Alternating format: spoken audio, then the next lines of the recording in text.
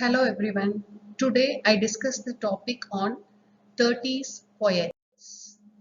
In this video, I'm going to discuss about who are called as 30s poets, nature of their writing, impact of 30s poets writing, significance of 30s poets. Most writers of 30s poets between the wars, they just exposed and displayed the issues of the particular period. In essays, criticism and journalism, they have a wide range of views and it is shown and not find their way into novels or into poetry. In 1930s, there was a political commitment and it becomes one of the most important part of creative writing, especially in the poetry of Auden. W. H. Auden's the poem Consider addresses the readers directly, and this poet insists on the present and asking the readers to consider this something very close to them. Auden invites the readers to see more clearly and what is taking place before their own eyes in the society in which they live in. In order to see more clearly, readers have to develop a proper perspective on the world.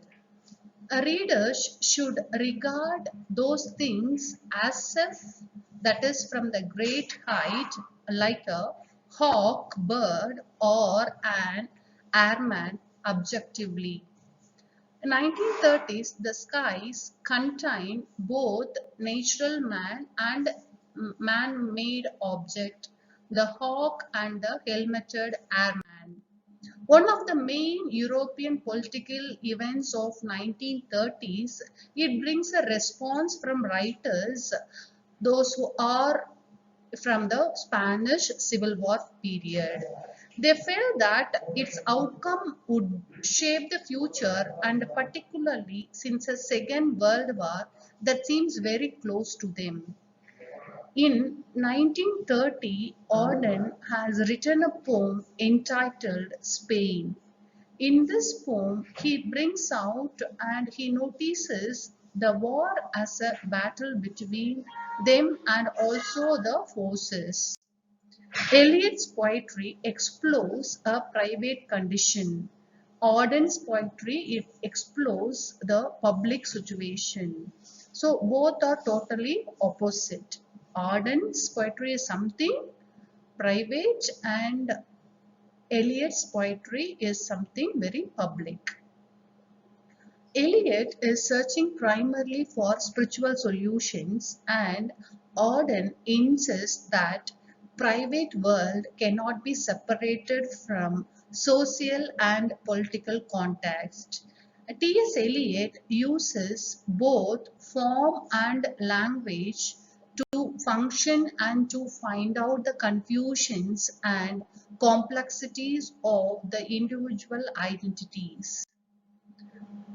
On the whole, T.S. Eliot's poetry seems to be somewhat obscure and difficult to understand by the ordinary reader. W. H. Auden, in the particular period, he uses form and language to communicate or to express the social happenings and perspectives on the modern world. As a result, his poetry seems to be more accessible by the readers and it becomes more popular too. However, both Auden and Eliot share the same poetic quest for a meaning to life amidst the images of a contemporary world, which seems to form a coherent one. Though W. H. Auden's poetic voice is very powerful and influential throughout 1930s, many other writers also responded to the events that happened in the particular period with equal energy and commitment. A number of these poets were called as Auden group because they developed a style and viewpoint similar to W.H. Auden. The most important members of these groups were Louis MacNeice, C.D. Lewis, and Stephen Spender. They focus on social themes and on a use of very clear, ordinary, and popular forms. Spender does not appear to know how best to react for these poets, but he does find that it is a duty, his own duty, to record what he observes and notices and to catalog the details he come across. Louis MacNeice, he just lists and observes his environmental happenings in a very detailed manner, that too in forms like a letter, diary, or journal, which usually appear ordinary and everyday in life. MacNeice's poetry contains many observations on life in the 1930s, and it seems to suggest that poetry itself is not special, something special, but it is democratically open to all readers that they can access and enjoy learning from it. MacNeice also expresses his concern about the mechanized modern world, which is dependent on material values rather than the values exist that particular period. Readers feels very comfortable with the familiar objects, but their perception is challenged by placing the objects in an unfamiliar context, giving in a very new perspective. The poem retains a sort of ambiguity, that is confusions, in which the readers have to elaborate for themselves, yet it seems very confusing. At the end of the 1930s, poets, they just look back on the decades, that is 10 years of period, and they try to evaluate the rapid and radical changes taken place during that period.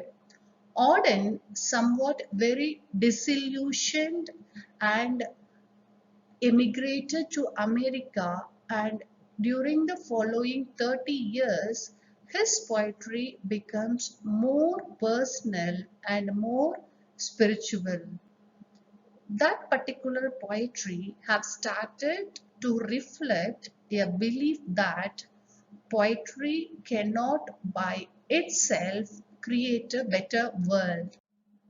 And later in his career, Auden, he just has written, poets are, by the nature of their interest and the nature of artistic fabrication, singularly ill-equipped to understand the politics or economics.